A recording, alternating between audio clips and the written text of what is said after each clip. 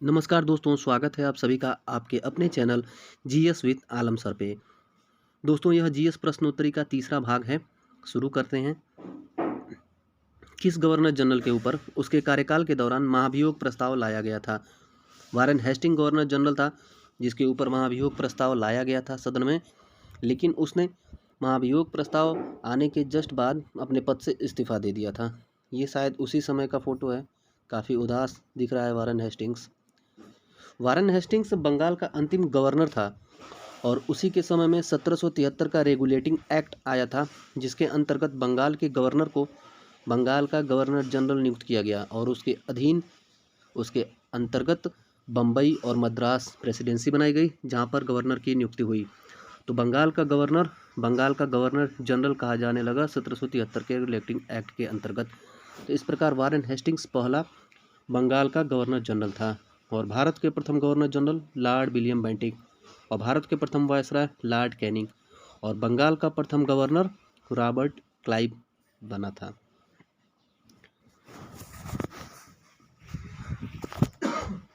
अगला प्रश्न है, संविधान लागू होने के 50 वर्ष पूरे होने पर किसकी अध्यक्षता में संविधान समीक्षा आयोग गठित हुआ था?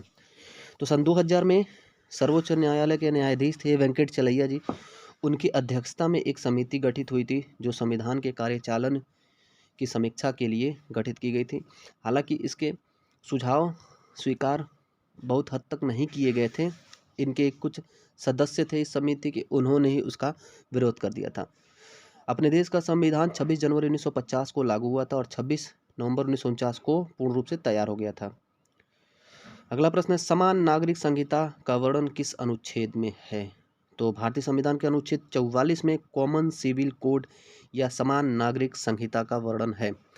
समान नागरिक संहिता अर्थात किसी भी प्रकार का जाति या धार्मिक कानून से ऊपर देश का संविधान होगा, अर्थात देश का संविधान सर्वोपरि होगा। सिर्फ संविधान के अंतर्गत जो अनुच्छेद, भाग और विषय हैं वही लागू होंगे, कोई धार्मिक कानून नहीं लागू होगा। इस प्रकार यह अनुच्छेद 44 लागू करने वाला एकमात्र राज्य गोवा है। गोवा में समान नागरिक संहिता लागू है, इसके अतिरिक्त किसी राज्य में नहीं लागू है। अगला प्रश्न है, 9 अगस्त 1942 को भारत छोड़ो आंदोलन के समय कौन सा ऑपरेशन चलाकर भारतीय नेताओं की गिरफ्तारी और नजरबंद किया गया? तो ऑपरेशन 0 आवर चालू किया गया था भारत छोड़ो आंदोलन के दौरान अंग्रेजों के द्वारा, जिसमें बड़े नेताओं की गिरफ्तारी कर दी गई। भारत छोड़ो आंदोलन को अगस्त क्रांति भी कहा जाता है। अगस्त क्रांति या भारत छोड़ो आंदोलन गांधी जी के आह्वान पर प्रारंभ हुआ था। गांधी जी ने इसमें कहा था कि जब बड़े नेताओं की गिरफ्तारी हो जाएगी तो सभी लोग एक एक करके नेतृत्व इस आंदोलन का संभाल लेंगे। इसलिए यह भारत छोड़ो आंदोलन एक स्वतः स्फूर्त आंदोलन था। इसमें गांधी जी ने करो या मरो का नारा भी दिया था। अगला प्रश्न है, आज़ाद हिंद सरकार की स्थापना सुभाष चंद्र बोस ने किस तिथि को की? तो 21 अक्टूबर 1943 को सुभाष चंद्र बोस ने सिंगापुर में आज़ाद हिंद सरकार की स्थापना की। यह एक अस्थायी सरकार थी जो जापान की सहयोग से सुभाष चंद्र बोस ने शुरू किया था।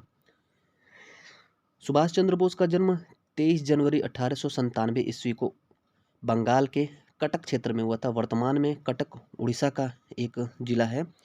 अभी हाल ही में केंद्र सरकार ने सुभाष चंद्र बोस के जन्मदिन 23 जनवरी को पराक्रम दिवस के रूप में मनाने की घोषणा की है। 23 जनवरी सुभाष चंद्र बोस जयंती, पराक्रम दिवस मनाया जाएगा। अगला प्रश्न है, हाल ही में सुर्खियों में रहा स्पुतनिक नामक कोरोना वायरस का वैक्सीन किस देश द्वारा निर्मित किया गया? तो रूस देश का वैक्सीन है स्पुतनिक, ये आपके सामने स्क्रीन पर है।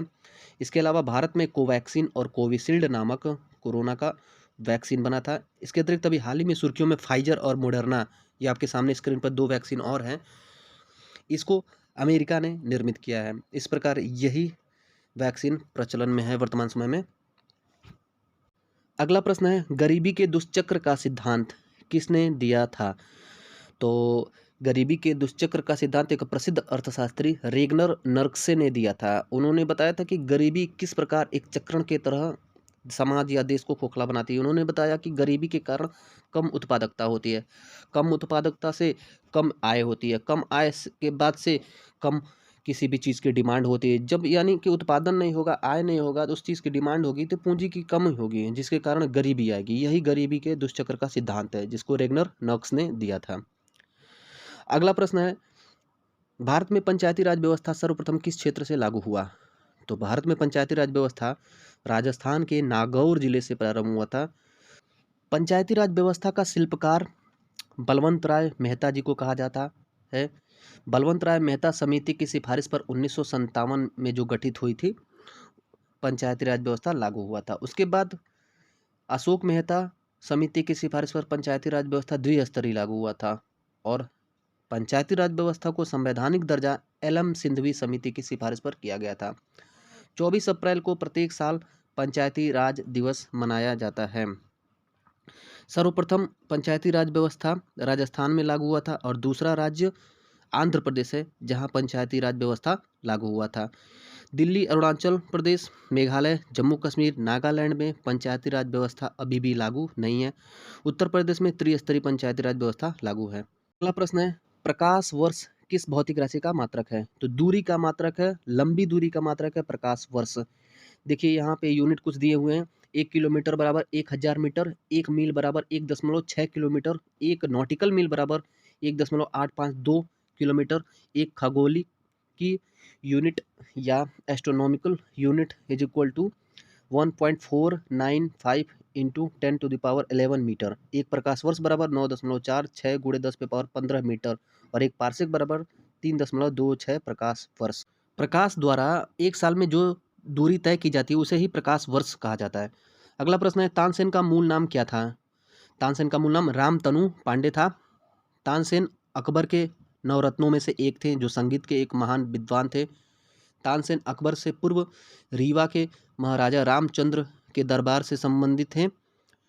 तानसेन बचपन से जानवरों के आवाज़ निकालने में माहिर थे। तानसेन का जन्म आगरा में हुआ था, लेकिन तानसेन का मकबरा ग्वालियर में स्थित है। याद रहे, तानसेन के अतिरिक्त झांसी की रानी लक्ष्मीबाई का भी मकबरा ग्वालियर में स्थित है। अगला प्रश्न है, विश्व पर्यावरण दिवस 2021 का थीम क्या था? तो 2021 विश्व पर्यावरण दिवस का थीम था पारिस्थितिकी तंत्र को बहाल करना। विश्व पर्यावरण दिवस मनाने की शुरुआत और इसका इतिहास क्या था? 5 जून 1972 को संयुक्त राष्ट्र संघ के तत्वाधान में स्वीडन के शहर स्टॉकहोम में पर्यावरण से संबंधित पहला सम्मेलन हुआ। इसी उपलक्ष्य में 5 जून 1974 से प्रत्येक साल विश्व पर्यावरण दिवस मनाया जाता है। पहली बार जब 5 जून 1974 को विश्व पर्यावरण दिवस मनाया गया था, तो उसमें 143 देश सदस्य के रूप में उपस्थित थे। याद रहे, 2020 का विश्व पर्यावरण दिवस का थीम जैव विविधता था। विश्व पर्यावरण दिवस 5 जून को मनाया जाता है और विश्व पर्यावरण संरक्षण दिवस 26 नवंबर को मनाया जाता है।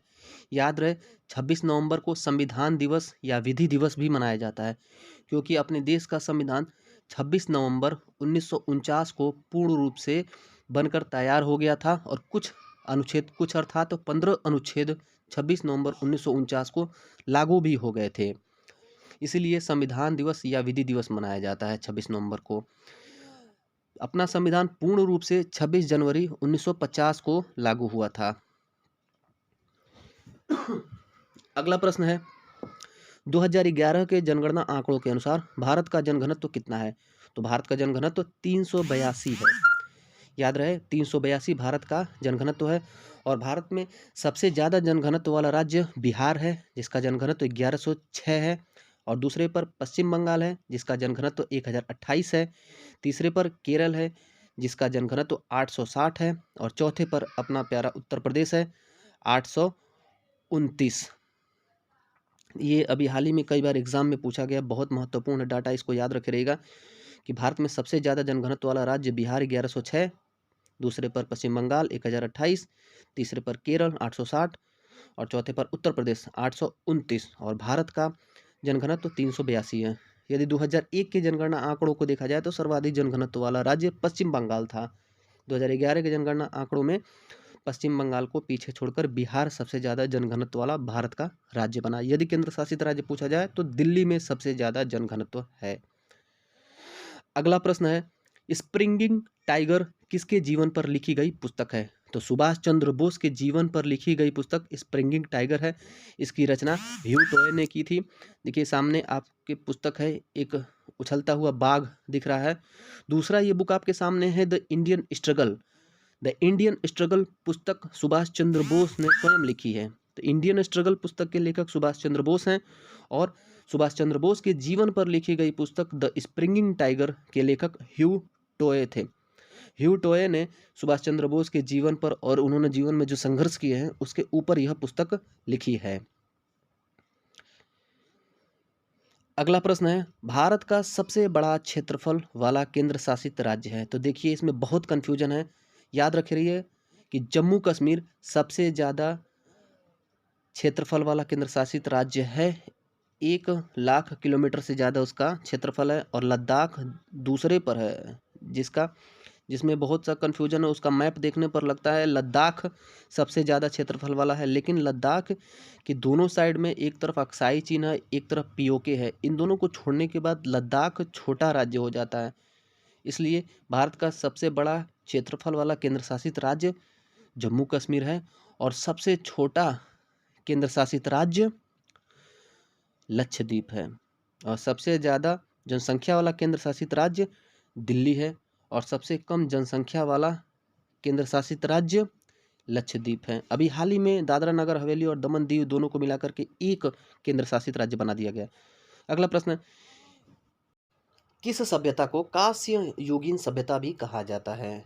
तो सिंधु घाटी सभ्यता को कांस्य युगीन सभ्यता भी कहा जाता है।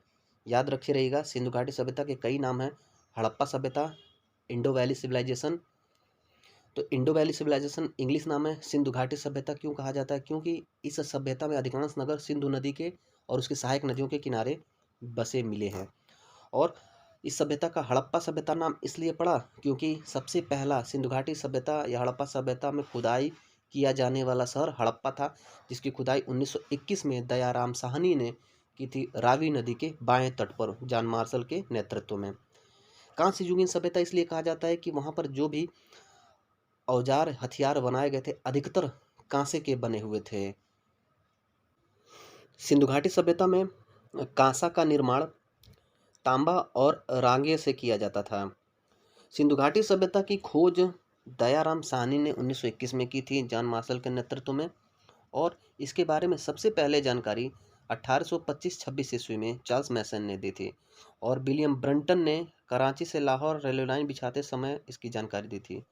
अगला प्रश्न है, प्रथम आंग्ल मैसूर युद्ध 1767 से 1769 के बाद कौन सी संधि हुई? तो मद्रास की संधि 1769 में हुई थी। इस युद्ध के बाद देखिए ये आंग्ल मैसूर युद्ध का इतिहास है। 4 आंग्ल मैसूर युद्ध हुए थे। प्रथम आंग्ल मैसूर युद्ध 1767 से 1769 लॉर्ड वेरलेस्ट और हैदर अली के बीच हुआ था।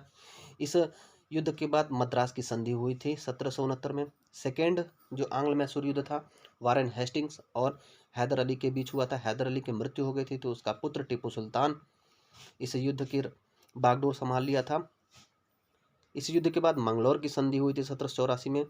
तृतीय आंग्ल मैसूर युद्ध 1790 से 92 में हुआ था, जिसमें कॉर्नवालिस और टीपू सुल्तान के मध्य हुआ था। इस युद्ध के बाद श्रीरंगपत्तनम की संधि हुई थी। और चौथा आंग्ल मैसूर युद्ध लॉर्ड वेलेस्ली टीपू सुल्तान के मध्य 1799 में हुआ। इस युद्ध के बाद टीपू सुल्तान की मृत्यु हो गई थी और मैसूर को मिला लिया गया था ब्रिटिश साम्राज्य में। तो दोस्तों कैसा लगा यह वीडियो कमेंट करके ज़रूर बताएं और अपने चैनल को सब्सक्राइब करें, सपोर्ट करें। इसी तरह आगे वीडियो आते रहेंगे प्रत्येक विषय के। धन्यवाद।